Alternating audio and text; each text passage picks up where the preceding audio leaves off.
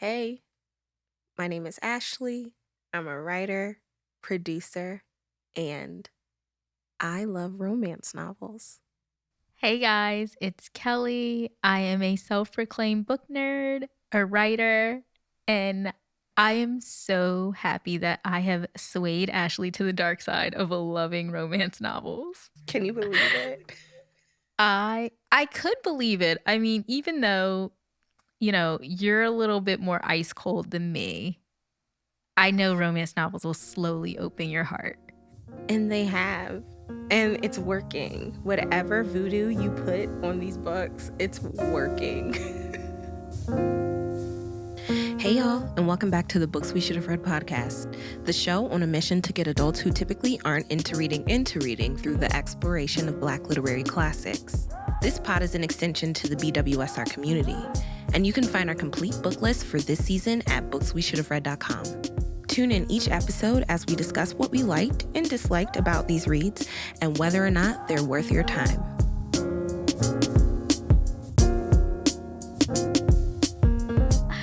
Yes, because this book that we're about to talk about, you guys, is a little different. It's considered a YA romance or a young adult. And it's just like, I don't know, like it's just so adorable. Yeah. So it's called I Want to Be Where You Are by Kristina Forest. And honestly, to your point about like YA, like going from real to this, I at first was a little bit disappointed because I was just like, oh, the bomb sex that I got in that book, I'm more than likely not going to get in this one. Exactly. Like you might get a little kiss. Right. And thank God for a whole other host of reasons that we will not discuss. We probably. won't. But it was still like really good. Like it was just like, you know how you said that, what book was it that we talked about? Oh, The Hate You Give. You have to put yourself in a teenager's shoes. Like put yourself in the 16-year-old shoes. I put myself in the 16-year-old shoes with this. Yes. And it felt good. All right. So I was just saying, we got to also shout out the author of this book, Kristina Forest, because she is from the same little town that me and Ashley grew up in. So extra proud of her.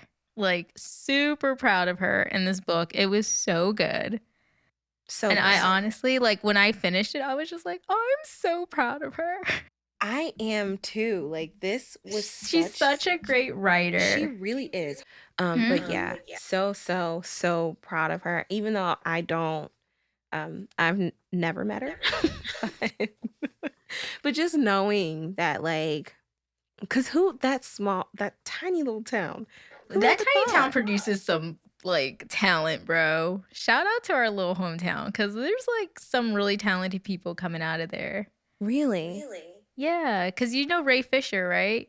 Did you know Ray Fisher? He was like 2 years older than us, but he's an actor. He was in the Justice League. He played Cyborg. Ray Fisher is fine.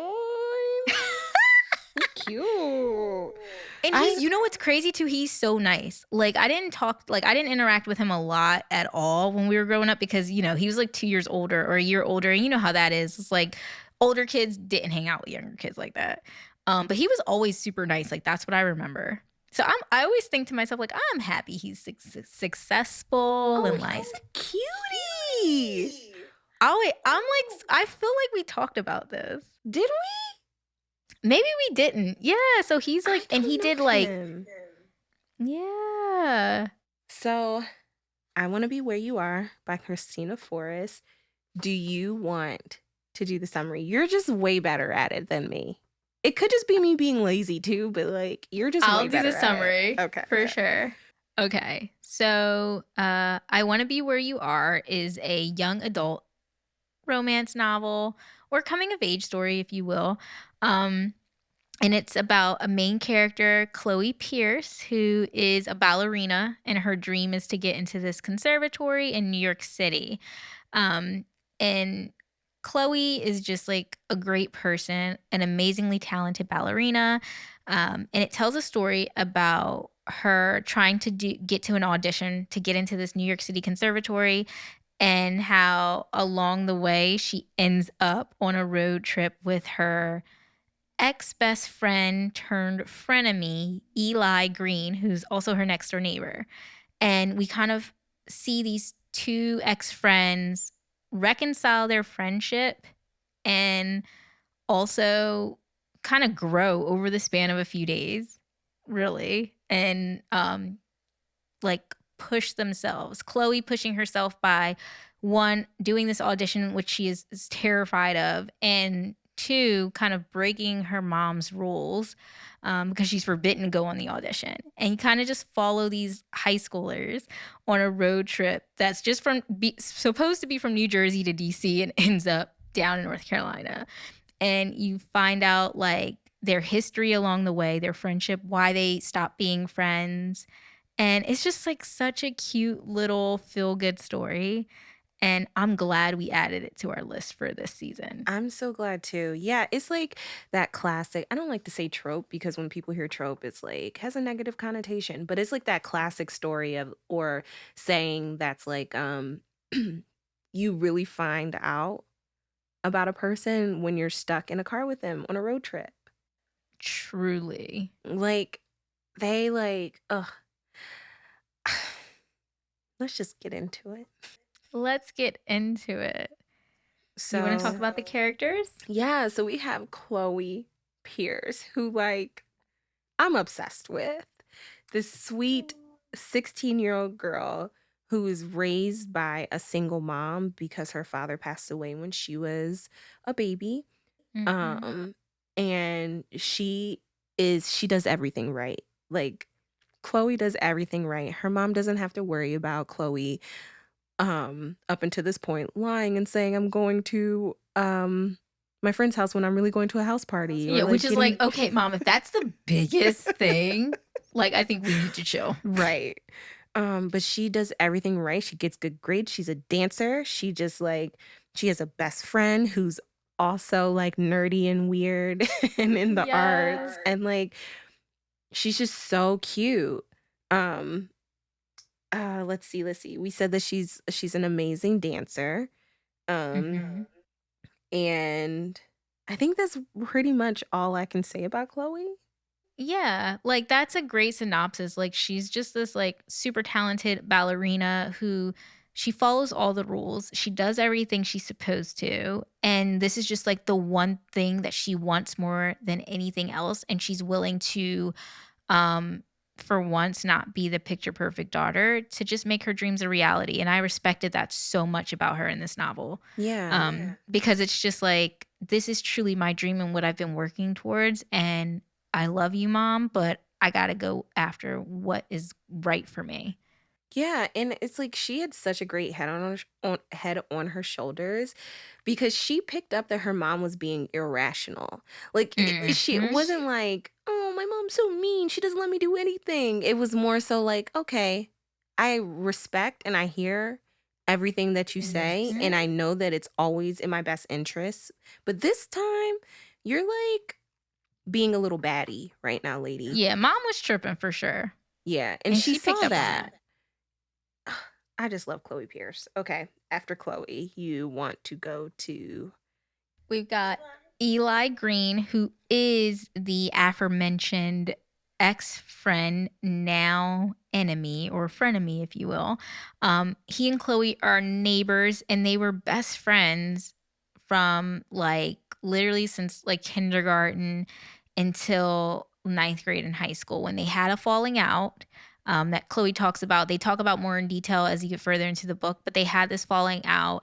And the thing about Eli is he's just like the typical like pull your pigtails and run and call you like ugly. That was their type of friendship when they were kids, but they were actually friends. And he's also this amazing artist. He just wants to be happy. He's struggling with things that Chloe doesn't know about at all in the beginning, but he's got a lot of stuff he's dealing with. And to cover that up, he's kind of taken like what everybody thinks to be, he's turning into this like troubled kid when really he's just an angsty artist, like trying to like get that out in his art, and also just dealing with these stresses. Like, he's very stressed. He's under a lot of pressure from both of his parents. Um, and he started like smoking cigarettes, and like he's just dealing with a lot at this Drinking. time. Yeah.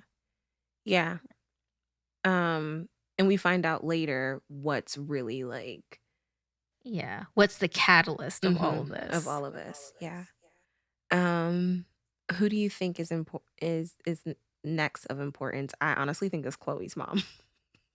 Okay. Because she's the reason why these kids have to go through so much. I was going to say, the next person I had was Larissa and then Chloe's mom. Oh, yeah, Larissa. Let's go, Larissa.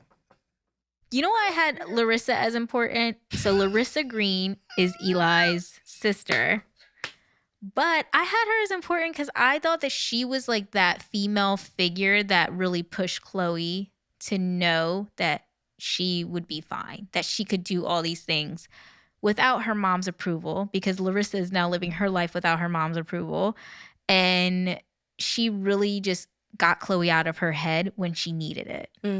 And I put this: Eli's older sister, former dancer, confident and knows what she wants.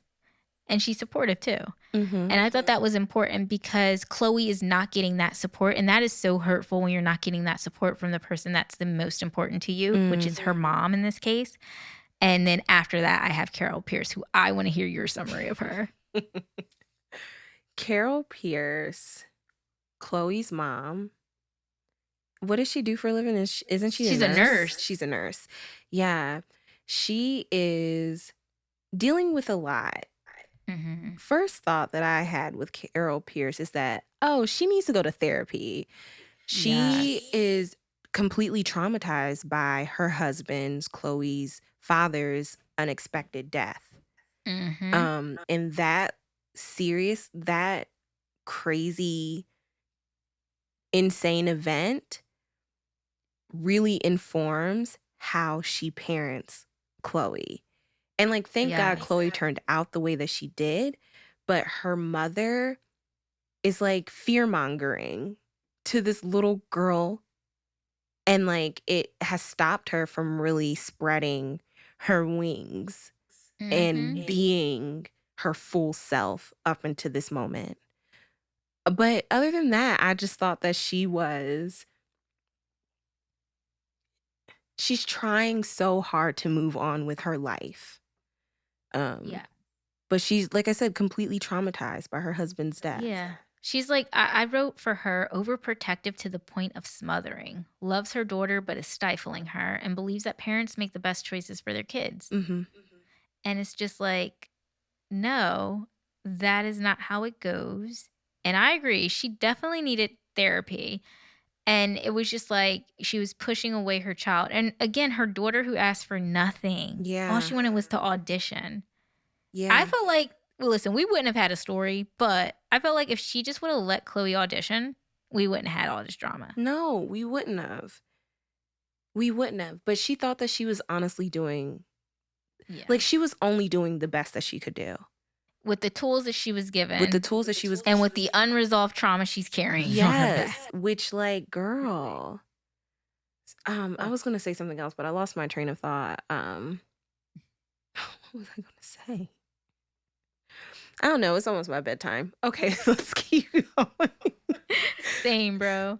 Who else did I have? Oh, I had Jean-Marc. He's a minor character, but he is Carol Pierce's boyfriend. And he's a caring man, and he tries to like lessen Carol's overprotectiveness with Chloe. And he tries to be the voice of reason, but you can only do so much because he knows that Chloe is not his child. And he is just, his only ties to Chloe is through her mother. So he tries to be like... He tries not to overstep. And he tried not to overstep. I did appreciate that as well. And like, yeah. I also have Geezer as a character. Of course you would. So he's Eli's dog, who is like honestly like the third little main character on the road trip, because he goes on the road trip with Eli and Chloe, and I have a soft spot for pit bulls. And he's like Eli's ace. Then we have the Greens, Linda Green. Oh my What did you think gosh. about her? First off, I'm obsessed with Linda Green, and I felt like me and Linda Green would have been besties. Now, wait, why is that? Do you really want me to tell them why? Yeah, I want to know. Like, why did you like? Okay, What resonated with you I'll with her? say like, cause I just you know what, the moment that made me fall in love with Linda Green is when Chloe goes into the house looking for Eli, and her mom is like in a bathrobe because she's getting ready to go out on a date. Yes, and she's in a bathrobe and hair rollers. And I was just like, oh my God, Linda too is only doing the best that she can with the tools that she has. And she too wants the best for her kids. And for me, with Eli and his turn, she recognized herself that she could only do but so much, but she ain't gonna let this little nigga stop her fun. Yes, like she's just like, listen, I like at that point when she's in the bathroom and hair rollers, I think she was like newly divorced and she was supposed to go on a date. And she's like she's described as like this very glamorous. Like Chloe was shocked when she saw her in a bathrobe and hair rollers because she's like always glamorous, wears high heels, An has the best ex-model makeup or something like that. Yeah, she used to be a model in New York City, and then she met Mr. Green and moved to New Jersey to raise a family. They started a family together. So it's like she is very much, and they're all about the perception of how others perceive them, right? And so I thought it was more so Mr. Green than Mrs. Green, though. I thought like it was a little bit of both of them, because you think about how she was with Larissa. Like she didn't like that Larissa cut off all her hair and wasn't wearing makeup anymore. And Eli kind of describes how like Larissa was like, or Chloe even mentions how Larissa cut her hair off and she's like wearing Doc Martens and overalls, where before she always was full face of makeup, this really beautiful hair. I took that as more so she was living vicariously through her daughter. And so like all the things that like she didn't get to have because she moved to Jersey to have this family, she wanted for her daughter to be like this glamazon. She put it on Larissa, and that's why Larissa escaped her. And she was like, bitch, I'm doing me. Yeah, and when her mom like couldn't have that, and like also I think Miss like Green even says like wanting Eli to do pre-law, like that was her and her ex-husband's thing, but it was very important to her that she be able to tell her people that her son was going to do pre-law. Yeah, I feel like that's like every parent, because like I think about my son's future career, and I'm just like, oh, I hope it's cool, so that like I can be like, yeah, my son is so cool, right? But I honestly took that as too the pressure from Mr. Green. Like like Linda's trying just to keep everything like copacetic. First off, I'm sure she don't want to fuck up her alimony payments, True. her child support, none of that shit. And so for her, it's like, look, it'll be smooth sailing. Your dad is loaded. We be smooth sailing if you just did what he wanted you to do. What's so hard about that? True. And so that's why I fucked with Linda Green so tough. Yeah, Linda was definitely she was an interesting character. I just thought, I don't know, like I just thought she was very like she was just very much the ex-model mom. And yeah, Mr. Green is Eli and Larissa's father, who's a lawyer. He lives in North Carolina. And he and Mrs. Green got divorced when like Eli was a sophomore in high school. And there's a bit of tension for sure between the relationship Eli and his father have. And I think, well, we later find out what that tension is and where it comes from. And yeah, you know what I will say? This book, the relationships, the interpersonal relationships between family. Yeah. I thought that it was, for this to be a young adult novel, I thought Kristina did a great job in focusing on the familial ties and setting boundaries with parents. I thought this book was all about boundaries. It really was. Young people, young adults, understanding their boundaries and forcing their parents. their autonomy and forcing their parents to acknowledge it and understand that you may be my parent, but I am in charge of my life. Right. Like, I love you, I respect you, but like, I got it from here, girl. Yes. And I really, really love that. Mm-hmm. I did too. Oh gosh. Oh God. Now I'm blanking on the young man's name. Trey. Trey. Yes. Oh my God, I love Trey. He was next on my list. What do you say about him? Oh God. Trey. Well, I didn't write anything down about Trey, but Trey, I love, well, first off, this book is so well written. And this is coming from an editor. When Ashley texted me that, I was like, ooh, because you pick that out. Like, you be like, Yes. It is so well written, and Trey coming in and his exit out was just so like, I couldn't, chef's kiss. I couldn't think of a more perfect it was way. such a good, yes, like it was such a good segue. Yes, I 'cause love, he's such a great character, and it's so important.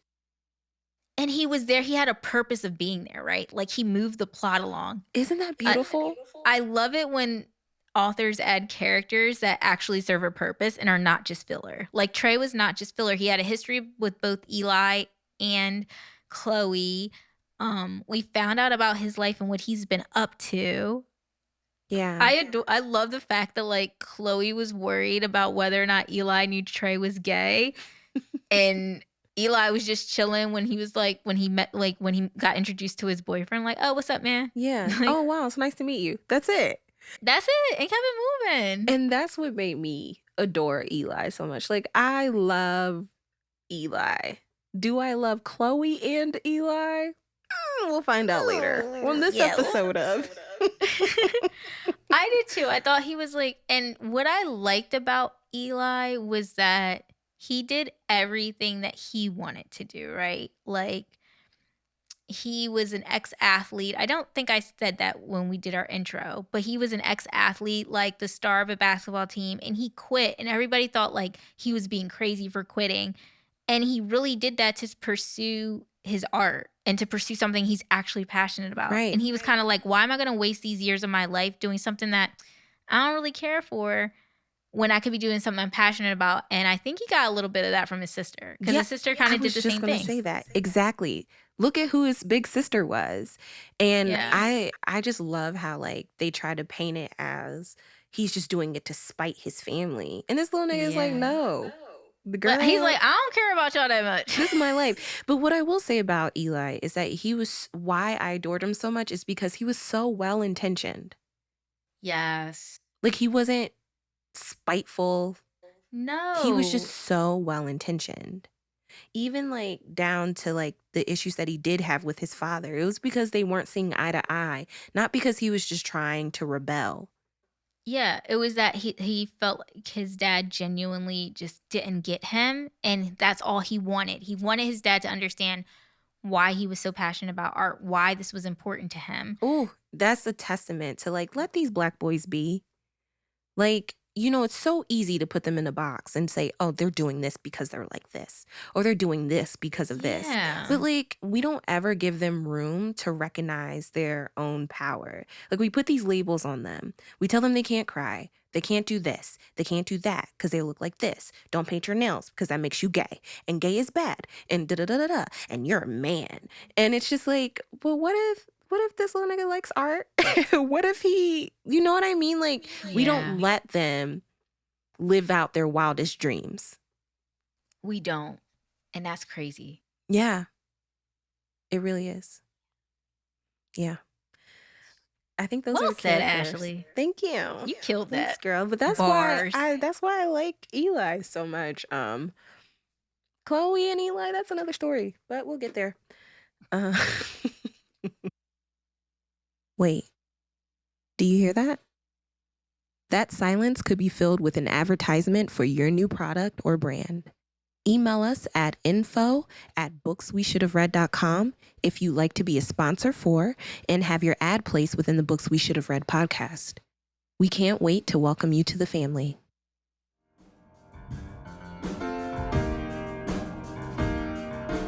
Okay.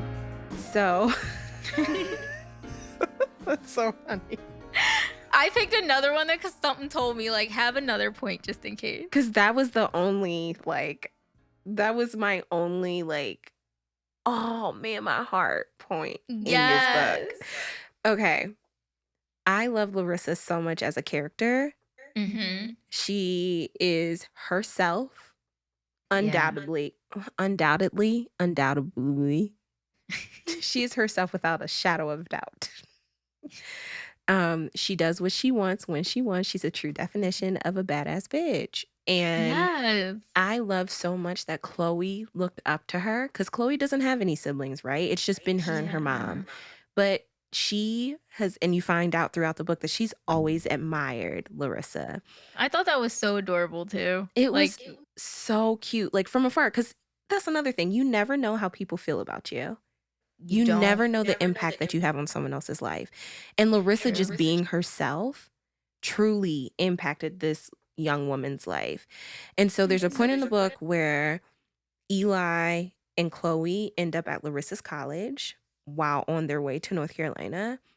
And Chloe is amazed at Larissa's new life, at her new look, at the type of guy she's dating. And so Chloe is preparing for this audition, and Larissa sees that Chloe is like really like down on herself. And Larissa sees that Chloe's trying to talk her out of this once in a lifetime opportunity. And Larissa does what bad bitches do. And she gives her the pep talk of a lifetime. Yes. On our way back to her dorm, we stop at a campus cafe so she can get coffee, and she buys me a chocolate cupcake from the bake sale.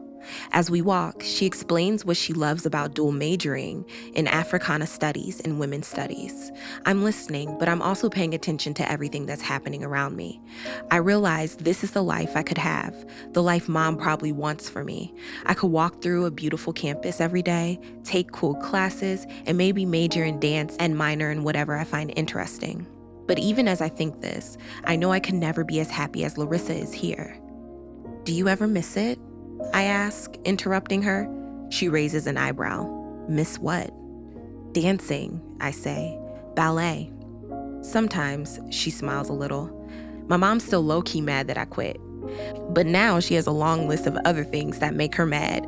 My hair is short. She thinks I dress like a little boy. She doesn't think my majors will lead to a good job.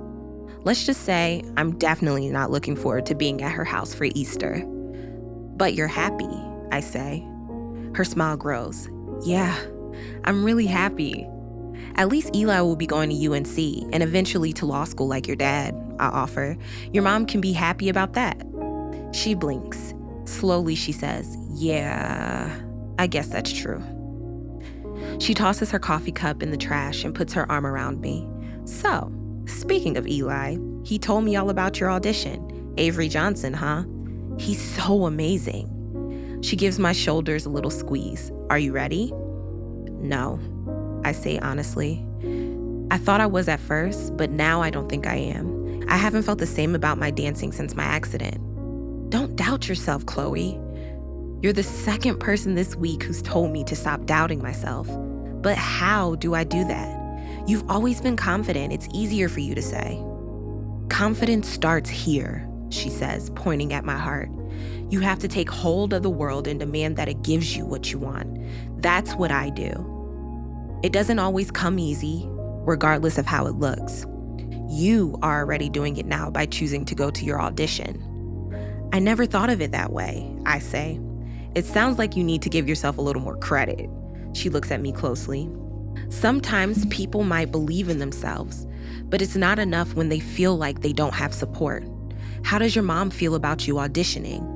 She doesn't know, I say. She's on vacation. Larissa starts to laugh, almost as uncontrollably as Eli did last night when I started barking on the phone. After she catches her breath, she says, I knew it. I just knew it. When Eli told me you were with him, I thought to myself, there is no way Miss Carol let her daughter travel all the way to Virginia with my brother. I don't like that I had to lie to her, I say, feeling the guilt rise up. I know, but you gotta do what you gotta do, right? She shrugs. But like I said, it starts here. She puts her hand over her heart. Now you say it. I stare at her. Say what? It starts here, she repeats. Come on, say it. I sigh. Weakly, I say, it starts here. I feel silly. That was terrible. Say it again, with feeling this time. It starts here, I repeat, tapping my chest. Louder. It starts here. Louder, she shouts again. It starts here, I pound my chest.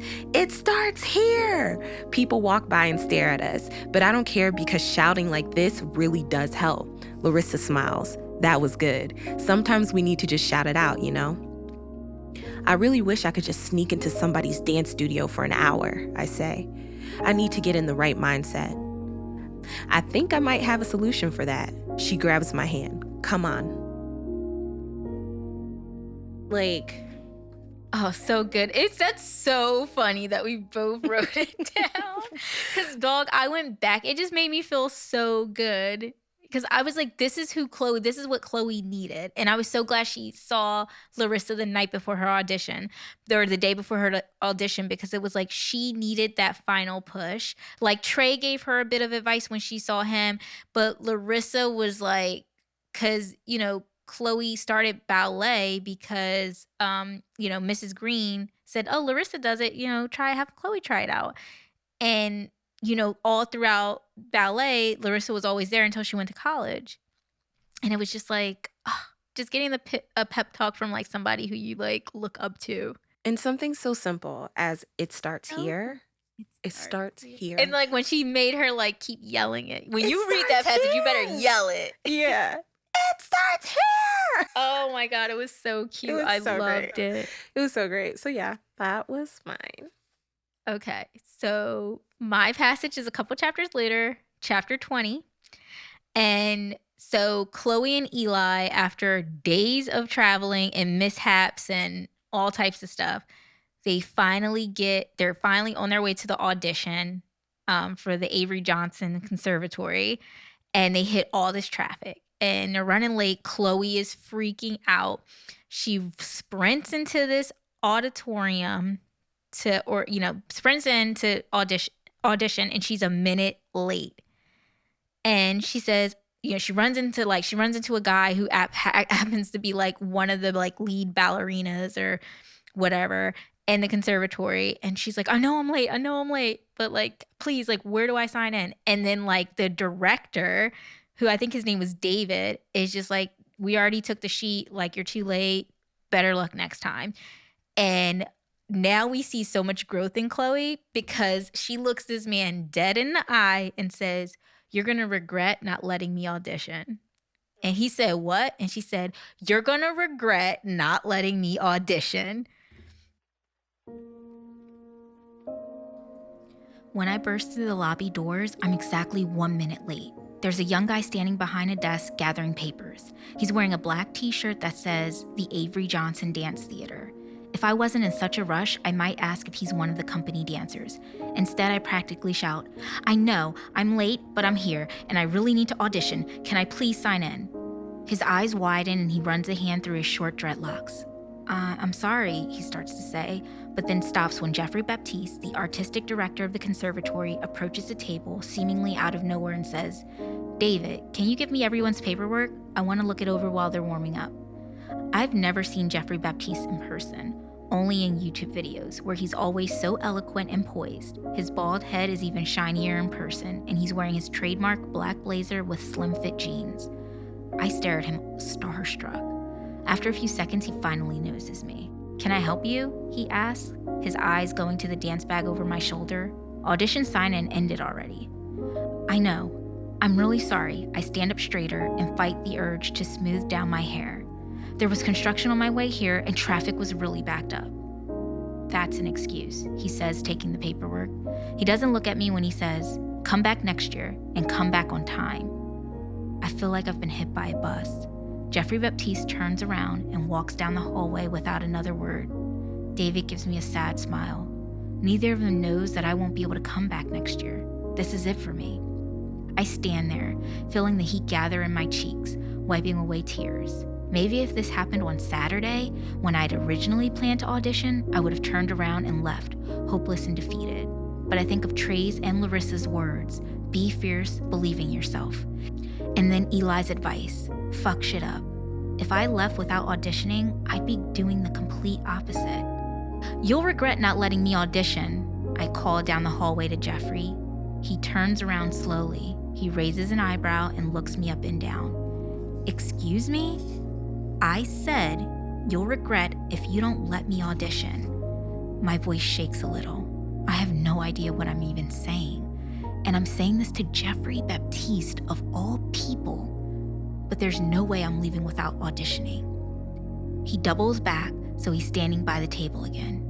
David's eyes dart between us like he's about to witness a snake swallow a mouse. Is that so? Jeffrey says. Yes, I force myself to look him in the eyes. I'm really good, and one day you'll see me dancing with another company and you'll think back to this moment and wish you'd never turned me away. It's like a confident and fearless version of myself has taken control of everything I do and say. I swear for a second it almost feels like Jeffrey smiles at me. What's your name, young lady? Chloe Pierce. He eyes me for a few agonizing seconds. My heart hammers in my chest. Finally, he says, you have 1 minute to change into your shoes to warm up. No more, no less. Did he just say what I think he said? I don't know what made him change his mind, but I don't let him second guess his decision. Thank you so much, I say. I race down the hallway like my life depends on it, which I guess it does. Wait, David chases after me. He hands me a number to pin on my chest. He smiles at me, genuinely happy this time. Murday, he whispers, which is what dancers say to each other instead of good luck. Luck. I can't believe I've received so much. I was just like, boss bitch, like, yes. And they end up letting her audition and he wishes her luck. Like he whispers to her Murday, which means luck. And she like goes to her audition and it's just like, I don't know, like I just felt so good about that because you see character growth, right? Like you see this girl who was just so afraid of everything, so afraid to tell her mom that she was going to go to this audition to fight for her right to go. And so she doubted herself throughout the process, doubted herself that she would even do good in the audition. And then she gets there and she's like, you know what? No, I went through all this to get here. No, y'all gonna see me dance.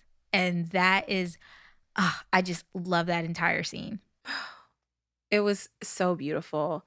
What I love the most about that scene is that it wasn't perfect.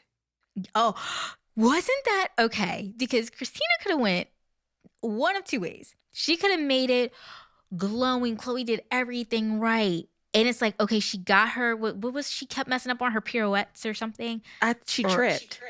And then she tripped on something so simple, something that she never even thought to practice on that much. She didn't worry about in practice because she's done it a million times and she tripped. And when she said like the dancers gasped, I could hear it. I was like, I gasped. Yes, because I was like, no. But you know what I was happy about? Chloe told herself right then and there, do not beat yourself up. Okay, you can be upset right now, but do not beat yourself up over That this. was the part. That was the part for me. And she so kept proud of going. Her. She kept and going. I think that is the most impressive part. Like she didn't, and the rest of the audition went downhill from there, right? Because it totally could have in real life, right? 100%. But she just kept going. And I was just like, damn, I'm so proud of you, Chloe. I was so proud of her when she did that. Like when she was just like, nah, I made it this far. And she realized the bigger picture because her thinking was, okay, if I don't get into the conservatory, I can still move to New York and I'm going to be a ballerina because this is my dream. Period. With or without this conservatory. With or without it. And just like she said, you'll regret it. And I think that was just like so, I just loved it. I love that she got her redemption. Yeah, me too. Is there something you want to advertise on Books We Should Have Read? Email us at info@booksweshouldhaveread.com. That's info@booksweshouldhaveread.com.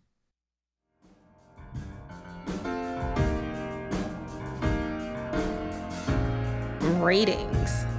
You want to go first? Or you want me to go first? I'll go first. I gave this book a 4-star rating. I thought it was so well written, so great character development. And I just thought it was so wholesome. Like it just really, like, when I finished reading it, I felt good. Like I was like, this is like a good book. The one thing that, like, I mean, and again, it just rubbed me the wrong way, was the parents in this book. They were just, ugh. And again, we know parents are only given the tools that they have. But Chloe's mom, like, when she wasn't speaking to her when she got home, like, I was just like, okay, all right now. She extra. You extra for no reason. But you know, like, her mom needed therapy. Yes, and it really, like, that really bothered me. Like, I just thought that the children were acted more like adults than the actual adults. Isn't that how it is sometimes, though? True. It really is. Like for real. For real, it is. And I was just proud of the kids in the book. Trey, for, even though he's a minor character, for living his truth, regardless of what people thought. Because he's like a wrestler. He's openly gay in a loving relationship with his boyfriend, just living his life. Larissa, who went to college and became the person she always wanted to be. And she was finally free. Like, she was free to be who she wanted to be. Chloe, for, like, just having faith in herself to be, like, this strong, independent young lady. And Eli, for telling his parents, like, I'm going to art school. Like, this is what I'm passionate about. And even when his mom, who, like, at Easter dinner was just, like, so mean to him, even through all that, he was like, no, I'm standing behind this. And, like, his mom thought, like, she's allowed to be mean to him because she got his dad to agree to pay for art school. That's what he's supposed to do. That's part of the divorce. Ma'am, and that's his child. Like, that's his child, and also that was part of your divorce settlement. Like, he has to pay for university, so. Yeah, she was kind of trash in that moment. And I just thought, like, yeah, Chloe's mom, like, punishing her with the silent treatment is like textbook, oh, bitch, you need to go talk about your feelings. Yeah, with it's like a licensed professional. Somebody needs to step in and just, like, yoke all you guys up. And I just thought that, like, that was, I just was so amazed by, like, the writing, the character development, how these two ex-friends became friends, and, like, again, and then, like, now granted, would I have easily forgiven Eli for all the shit? No. But also, I had to think about, okay, 16-year-old Kelly? Yeah, she would have definitely done it. So, yeah, 32-year-old Kelly, absolutely not. 16-year-old Kelly, yes. Definitely. So, but yeah, I rated it a 4. What about you? I gave it a 5-star rating. What? Girl, let me let you know. The writing and the editing. You told me that Miss Kristina was a editor. I think she is. Don't quote me, but I feel like she is. If she's not, she should be, because I feel saw like she it. is. I saw this. Like, this is the type of manuscript that you get. Like, I can imagine as a copy editor getting her manuscript and, like, changing typos, and that's it. You ain't gotta break up paragraphs, switch the story structure, or nothing. Yeah, like, I feel like she works, like, as something like that. I don't know why, She but has I feel to. like Or she had I feel like training in it. I don't know. This girl is like, this book you was can perfect tell to she me. majored in writing. You can, without a doubt, tell Yeah. that she did. I just loved this story so much. I loved the music. Like, I saw it. Oh my god, their little playlist. And then she put the playlist at the end. The homecoming playlist at the end was so cute. I loved everything about this book. The one thing that I didn't love is that our sweet, sweet girl, Chloe Pierce, ended up dating Eli. Did not love it, but I knew it was coming because of how Chloe is. like to me, it made sense. It wasn't anything that was just like, oh, of course. it made sense because this character has showed you who she is. She's very Mm-hmm. forgiving, and she Yeah. knows. She believes that she knows Eli, and she's like one of the very few people who constantly sees the good in him. Like towards the end of the book, when she's really starting to peel back those layers, she Mm-hmm. sees the good in him. I loved how she tied in the flashbacks. I just thought everything about The transitions were so good. And I don't like flashbacks at all. Like honestly, I hope the book's on this list. Like, girl, if we hit one where it's a lot of flashbacks, we might have to get it off the list. Because it's very rare that a writer actually does that well. yeah. It transitions well because a lot of times you'll be like, wait, when am I right? Like, what time period am I in right now? Like, what's going on? She did it so well. Like, the novel just flowed. I really want her to write a romance, an adult romance, because I feel like I would she not. I would don't kill think it. I'd be able to read it because I see sweetness. True. Like, you see a sweetness. I would just like to see like what she would like If what she Kristina could Forest give. walked up and started talking about sex, I don't know if I could handle it. I think you could. I would love Maybe. to see her write that genre, like adult romance. I would love to see her do it. Listen, but yeah, I thought everything about But this YA book. is definitely like she definitely has the potential to be like a YA, like a YA author that we talk about that's actually good because a lot of that YA shit is garbage. Really? I don't Like really not read too all of much it, YA. but like I haven't like okay, I shouldn't say a lot of it. Okay, let me not offend people. But like some of it is like the stuff that's like very popular. I'm like, what? I don't read a lot of YA anymore, but it's just like the Twilights and the Ew. that's all Yeah, YA. that's YA. Yes, like a Sex lot of it is Twilight just is like YA. I think it is because they're high schoolers. She's high schooler. Isabella, the main character. Oh, that reminds me of did you watch Friends from College on Netflix? Oh my God, yes. Yo, when That they shit get was high. so good. Yo, I was so mad it got canceled after 2 seasons. Yeah, it When shouldn't they have. when they get high when he's writing that book and And then he goes to pitch it and they're like, we have an exact book already like this. And this man been working on the shit for like 2 years. Oh And he my God. yo, and I loved seeing Keenan Pill or yeah, is that Michael Keegan. Michael Keegan Pill. Keegan Michael Pill. No. Michael Keegan Key. Or Michael Keegan. It's Michael Keegan Key. Because it's Key and Jordan Okay. Pill. Listen, girl. It was just so funny seeing him in like a serious role. And me and my old coworker, we used to talk about it all the time, like friends from college. We were like the only 2 people that watched it. It's so good. It's so funny. It's so good. I was pissed when it got canceled though. Yeah, I was me like, too. I needed a third season. I needed a third season. The fact that him and that one chick had been having an affair that whole time. I'm surprised none of her kids were his. They were smart. And then when the husband finds out and airs her shit out to everybody, he even sends the voicemail to the fucking dry cleaner about her cheating. Like, she's a cheating, lying bitch. And it's like, could you imagine just being a dry cleaner and getting that shit? Like, wait, what? These like, white he people sent are it to crazy. everybody in her contacts. Girl. Oh my God. And then when the fucking like G-Wagon rolls into the pool. In the pool, Kelly. I love that show so much. When they took the party bus to Wine Country. Yes. That shit was so and then they forgot the boyfriend.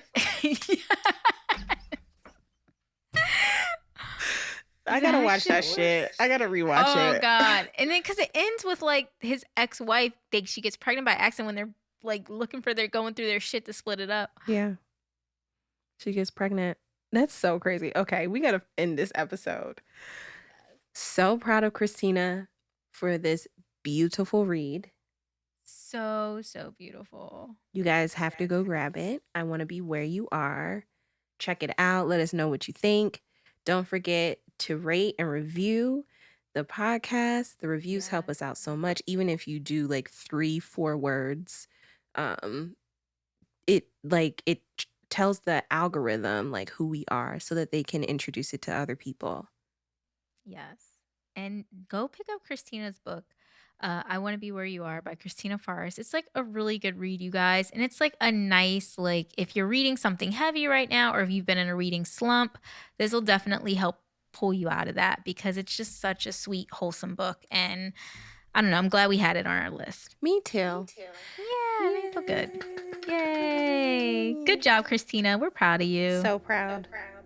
Yes. That's an episode. And that's the end of the episode, guys. See you later. Hey guys, don't forget to like, review, and subscribe to Books We Should Have Read. And don't forget to leave suggestions for books you would like us to read for future collections. This podcast is a Books We Should Have Read production with sound engineering and editing by About Right Media. The dope-ass track you hear in the background was produced by Ty.2. That's Ty, T-Y, .2, W-O on Instagram. Hey, Ty. Follow Books We Should Have Read on Instagram at Books We Should Have Read to stay up to date with all the BWSR happenings.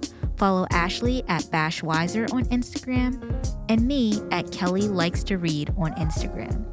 If you like what you heard and you want to support this Black woman-owned and operated movement financially, there is an Anchor link in the show notes where you can do just that. Any and everything is welcome and appreciated. Thanks for listening. Until next time, bye y'all.